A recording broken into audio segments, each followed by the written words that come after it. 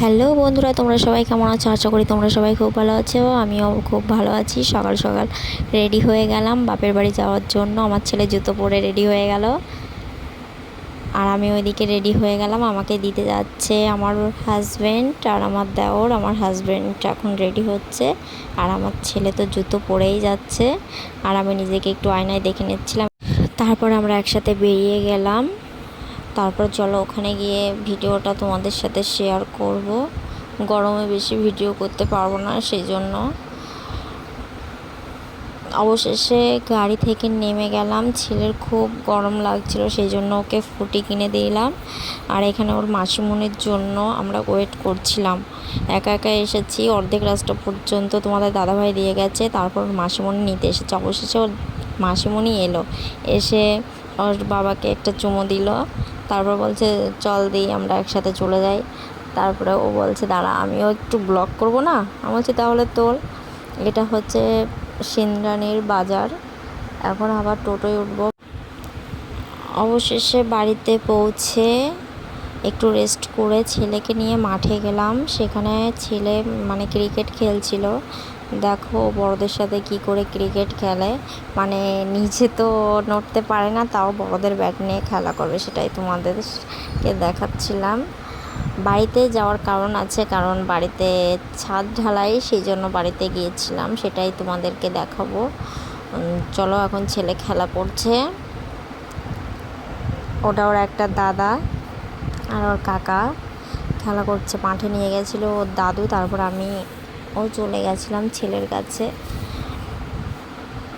দেখো ক্রিকেট খেলছে। বড় হয়ে মনে হয় ও ক্রিকেটে খেলবে। ও খেলা করতে খুবই ভালোবাসে। আর এখানে আমার বোন কি বলবো, ওর সাথে কথা বলছে, যার সাথে কথা বলার কথা। তার ফাঁকে আমাকেও তোমাদের সাথে শেয়ার করে নিলাম। তারপর চলো আমাদের ঘর দেখাবো, যার জন্য যাওয়া। এটা হলো সিঁড়িঘর। সিঁড়িঘরে উঠে তোমাদের ছাদ দেখাবো।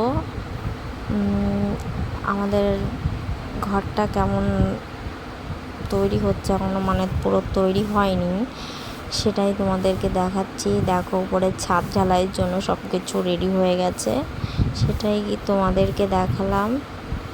ভয় করছিল উপরে যেতে, কারণ সিঁড়ির তো এখনও তৈরি হয়নি, তাও তোমাদেরকে দেখালাম।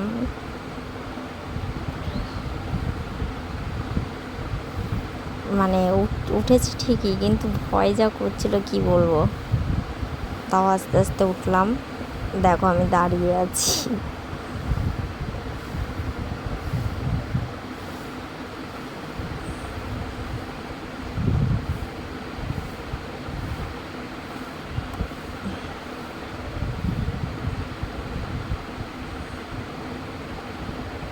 নিজেকে একটু দেখিয়ে দিলাম কেমন লাগছে। অবশ্যই কমেন্ট করবে আমাকে কেমন লাগছে। এবার অবশেষে তোমাদের ছাদ ঢালাই দেখাবো। এই দেখো ছাদ ঢালাইয়ের জন্য মেশিনপত্র লাগানো হয়ে গেছে। এখান দিয়ে একটা মই তুলেছে, আর হুন্ডা যন্ত্রপাতি সবই তৈরি করছিল। এটাই তোমাদেরকে দেখাবো। এবার ডাকবা। আর এখানে আমার মা দিদি রান্নার জন্য তৈরি করছিল। আর ওটা হচ্ছে একটা দাদা যে কারেন্টের কাজ করছিল। আর এখানে আমার বোনও ভিডিও করছিল, কারণ ছাদ ঢালাইয়ের আগে একটা উপরে পুজো দিতে হয় না, সেটাই পুজো করতে যাবে মা, সেটা তোলা হয়নি। অনেক কিছুই তোলা হয়নি, একবারে তোমাদের ছাদ ঢালাই দেখিয়ে দিচ্ছি।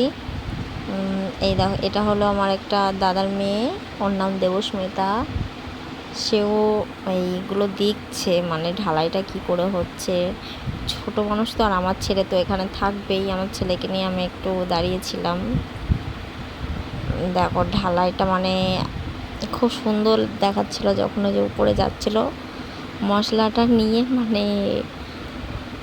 ছাদ ঢালাইয়ের যেই পাথর টাথর দিয়ে মশলা মাখানো হয় না, ওটাই উপরে যাচ্ছিল, ওটাই আমি ভিডিও করছিলাম।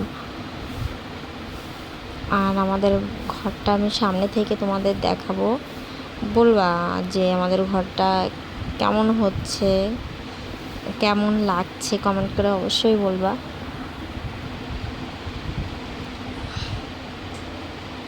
এবার চলো সামনে থেকে তোমাদের ঘরটা দেখাচ্ছি।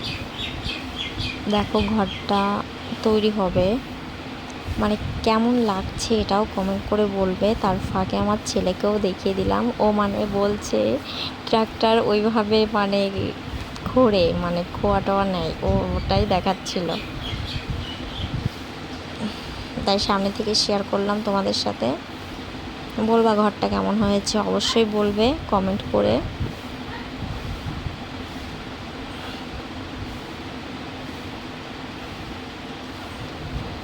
ভিডিওটি ভালো লাগলে কমেন্ট, লাইক, সাবস্ক্রাইব করে দিও। বাই।